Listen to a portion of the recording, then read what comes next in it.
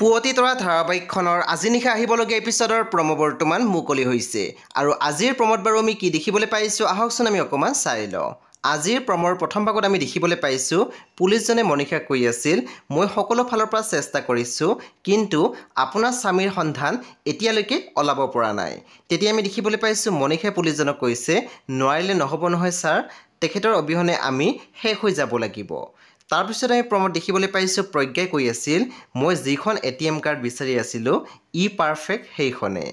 তাৰপিছত আমি প্ৰম'ত দেখিবলৈ পাইছোঁ মানুহজনে কৈ আছিল অনুভূতি সেইদিনা মই তোমাক ভণ্টিৰ চিকিৎসাৰ বাবে টকা দিছিলোঁ, সেইদিনাতো তুমি মোক ভগৱান আখ্যা দিছিলা, তেতিয়া ভগৱান আৰু আজি চাগে শয়তান।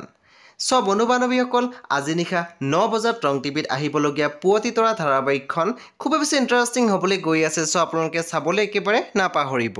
পৰৱৰ্তী আপডেটৰ বাবে আপোনালোকে আমাৰ চেনেলটো ছাবস্ক্ৰাইব কৰি কাষত থকা বেল আইকনো টিপি দিবলৈ একেবাৰে নাপাহৰিব।